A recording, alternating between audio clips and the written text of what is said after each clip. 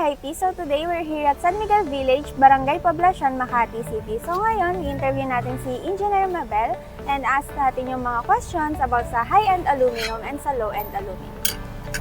So hi Engineer Mabel, I'm Jana po from Hypey. So mag-a-ask lang po ako ng mga questions about sa aluminum and sa low-end aluminum.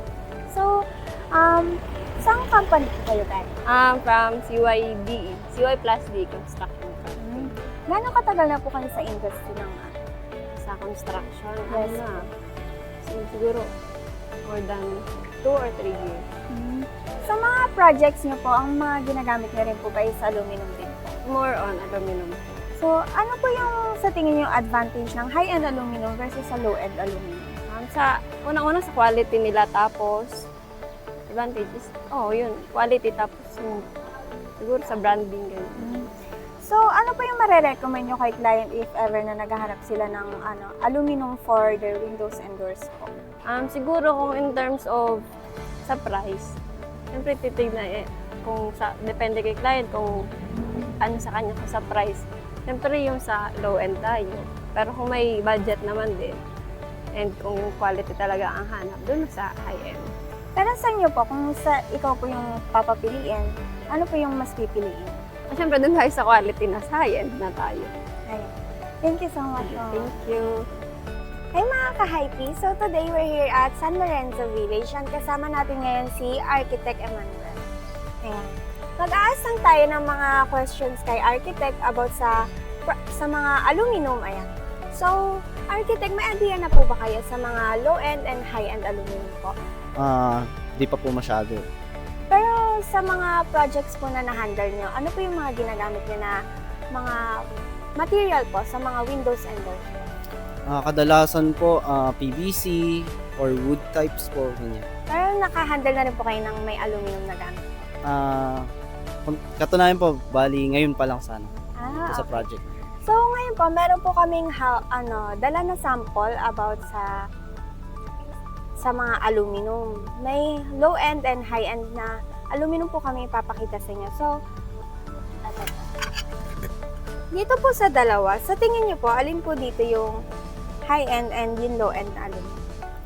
Siyempre po sa high-end, dito po. So, para sa inyo po, ano yung advantage ng high-end aluminum sa low-end aluminum? Kasi po pag high-end, kadalasan and obvious naman po kasi na mas tatagal siya sa paglagay po natin sa project natin. And if naman po sa mga ganito, siguro po may matagal din naman pero hindi katulad ng mga high-end na ganito. So, ano po masasabi nyo? Ano yung marerecommend nyo sa mga client if ever na gusto nila low-end or high-end? Kasi mas mahal syempre pag high-end. Pero ano po masasabi nyo sa mga client? Sa akin po kasi as an architect po, hindi pa naman license. Pero as an architect, we recommend po kasi yung mas matibay, yung mas sigurado. Kaya yung high-end po. Though mahal, pero safe naman. So, ayun lang po. Thank you po, Architect Emmanuel po, sa pagbibigay ng mga opinions niya about sa low-end and high-end aluminum. Hi mga ka-hypey! So today kasama natin si Sir Raymark. Tatanong tayo ng mga questions sa kanya about sa thoughts niya sa ating mga aluminum. So meron po kang hawak dito na low-end profile ng aluminum and high-end profile ng aluminum.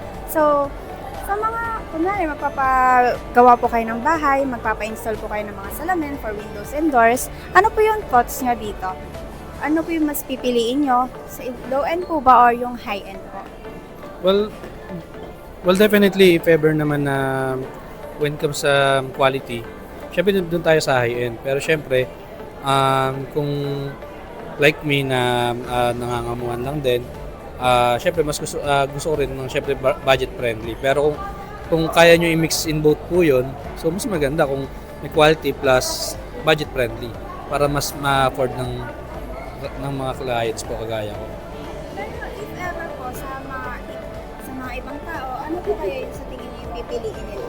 Well, definitely depende naman yun sa